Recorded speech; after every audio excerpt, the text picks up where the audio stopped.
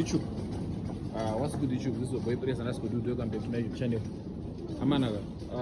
I think that could message, but I'm going to Musha, and I was not kidding about it. Relocating from Cape Town to Mount Jarwin. Understand? So guys, I think that place that I'm going to Musha. I think that place that I'm going to Musha 2017. Yeah, way good dada. 2017, and I'm going to Musha after something like 8 years, right? But 2017, so now I'm just doing some preparations, and I just want to pick up one or two things, one or two groceries. They're going to chance up a few days, and then the cocoa. And I just want to feel like, man. Of course, I want to experience the life and stuff, and give you all guys content. But also, I want to be okay, eating some nice food, better food and stuff, and also quick growing at Kumusha. I don't like traveling in the wrong, but I'm gonna pick up one or two things. Understand? Yo, guys, look at how expensive this milk is. So, guys, grocery shop with me this way. So far, the tenga on this the tenga light rinori. So light rinori nega solar and no kwanza zakari kunicha sira power bank. The tenga zakari power bank. You understand? So I'm just hoping with that fine pachi panyadze magets. Since zanga zhinji ones hakuna chakati nozichi hanzi hakuna magetsi unochaisa phone kumaraini unoisa makuseni wozotora mazorovira manje ndingandosiya office kumaraini ita azvineke sense. Understand? So ndagara ndatenga power supply yangu yakati koshe inozondibatsira. Ndatenga power bank ndatenga chitochi chine kasolar kekuchaisa power bank as well chinochaisa zvakare mafoni. Let's just hope kuti aisi phone kong zvinhu zvine quality yakanaka zvakare zvinochengetedza moto. So guys, shop in me yobni ndotora chinhu chakakosha chanenge nacho kumusha kuigara machembere. Understand? So yeah, let's go, let's get into it. Dambo. So guys, andina mari yakawanda man. As you can see, mwedzi uchangotanga, so hapana mari, and we were doing a project at Ashitakumba. So my pockets are dry. I'm gonna be picking cheapest zvinhu ne quality inenge chetu zozondremera ma drinks azozondremera ini kana chitravel ndodaita chimukomana chimandara sorry njaya andichakuraka kwa malagi zakawanda.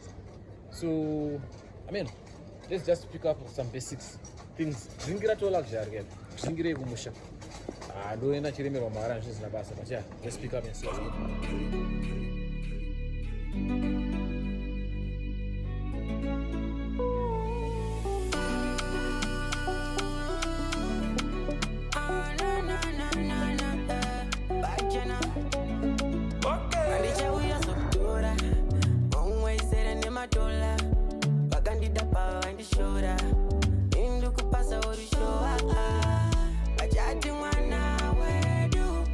Jana,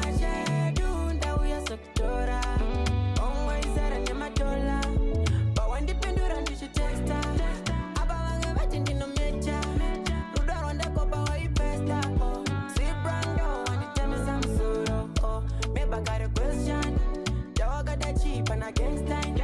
Ukandipa one I go come for more. What you did it to we go be alone. Yeah, ta ta dida. Ndiri bambiri benzira. Ukatondi ona. Uchasimuza ruoko. Yeah, imika my Maria. Ndiri bambiri benzira. Ukatondi ona. Uchasimuza ruoko. My family. Rudoru nona kapa my enemy. Usase funga ja kusia please. Moyo no pinda peace. Unorapwa ne whiskey. Sagandati rure. Inewo mumambure momo.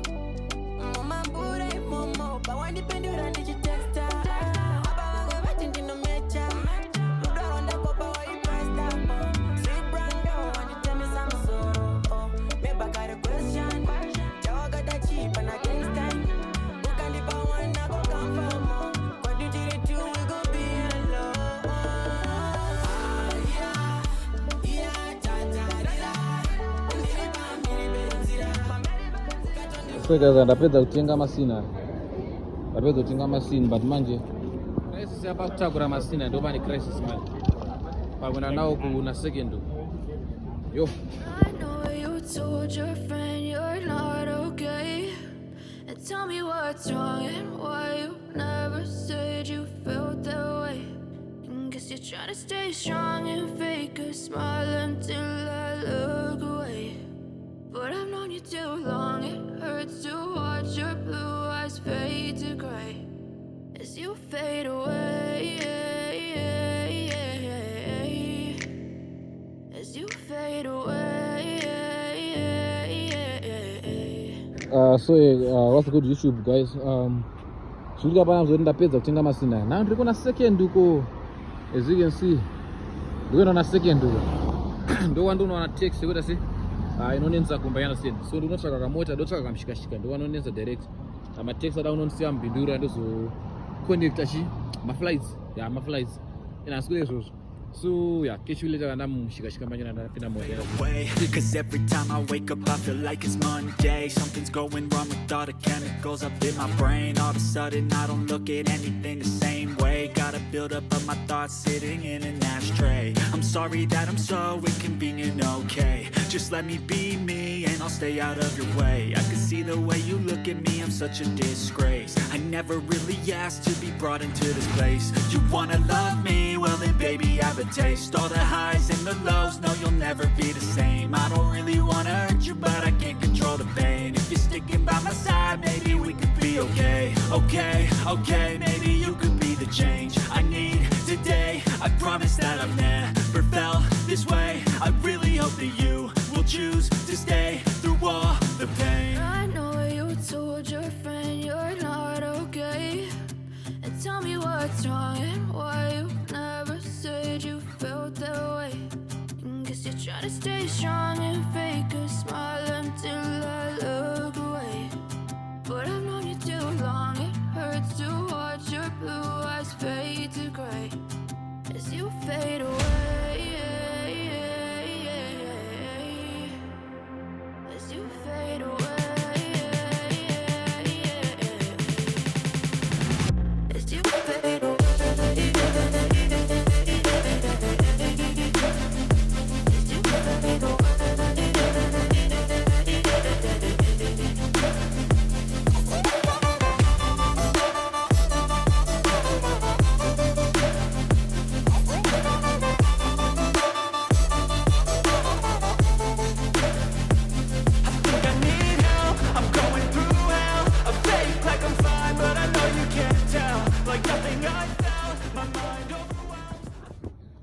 So you guys, are we out here Mondarin Center town Mondarin machina mno ndo matawi izvo so apaita situation conductor namudzo katasva panonzi parushinga 10 off undisiwe papo ndione makomba anoenda kumba kwedu akundipfudza akunondisiya Mondarin mno mutown so naona ndafara kukwidza kumusoro ndinoona makomba anoenda kumberi apa manje kure singaiti luggage kundakashaya makombi but I'll keep on updating you ndadi. But anyways, and I'm not more than center, as you can see. So stay tuned to Bazir Rabe and watch to the end. Guys, I'm in the middle of nowhere. I don't even know kuti mataxi kwenda kumbachina ndomaona papi. Ndingori marobots panapa and it's in the dark. It's in the dark road, it's dark. But let me see kundovunzani kundofamba sei. Because it's hectic. As you can see. But yeah. Let me see zvinopera sei. You understand? Yekude kusada kuya kumusha takurasika manje. But yeah guys, I'll keep on letting you know nekupe updates zvofamba sei. I'm gonna post a video, just know that I'm safe. Do you understand? Let's go, let's get it. Yo, at least guys, finally. And I wanna chimota chikunda kumba. After a long struggle, but man, the crisis is going ndega manje so far. Abana mwe munhu yet and I'm not just smoking ngwa just around why. And the brother yangu phone yacho ishabatika vari kuzondipika. And I don't know man. Ndakaburiswa pagroup point bakuchera sei. And usiku unonetsa mba akuna mbavha in fact. But varoi. Hectic. Bro nezvidhoma musango. Ene kuno kumazi farms yacha mazi plus yaya. Andochikisa zvodaro. But here guys, I will let you know kuti zvafamba sei and ndazodii ndapapi zvazodii. So stay tuned.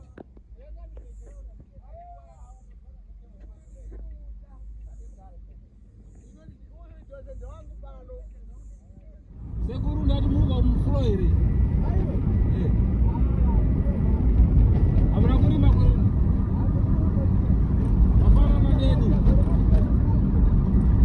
Mafana ini bada kangwari mabaya kawo mabada sia.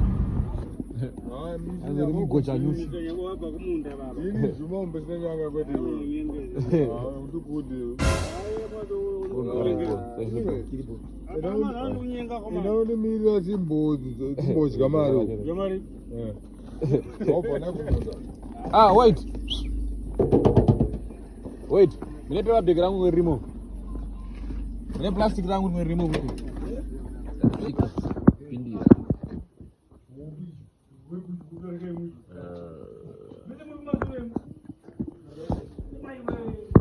Pindira kana then masina rona pata domesa babaika. Domesa pamdudu and then to buy by Jena brother. So stay tuned. See what Kana zvachinetse kamotidedza. Ngowe ara Juma. Isusu babaka. Unopotsera mukatikati kutozomune. Wavambe madiekocha. Potsera mukatikati. Amena wakushamisa sei. Kusvika padheni zozvinira mrena Thompson. Asitichero. Mukomana ndinaye. Kona kupa mukomana zvinhu zvangu indava.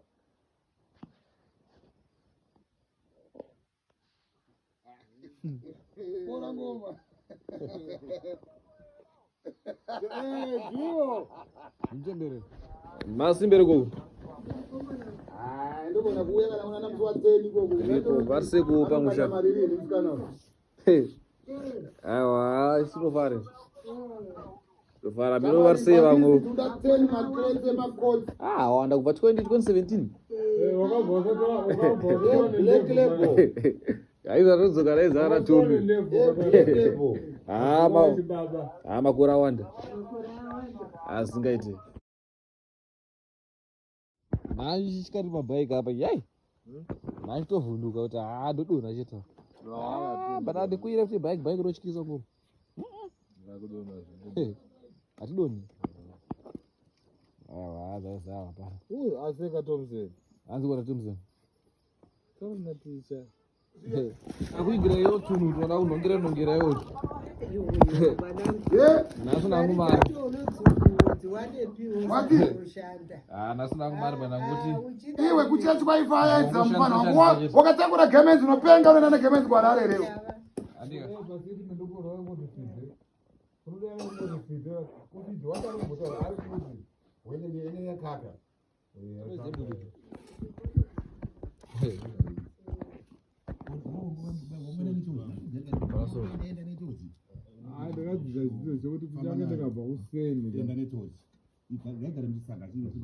Kungogara ndikabva kana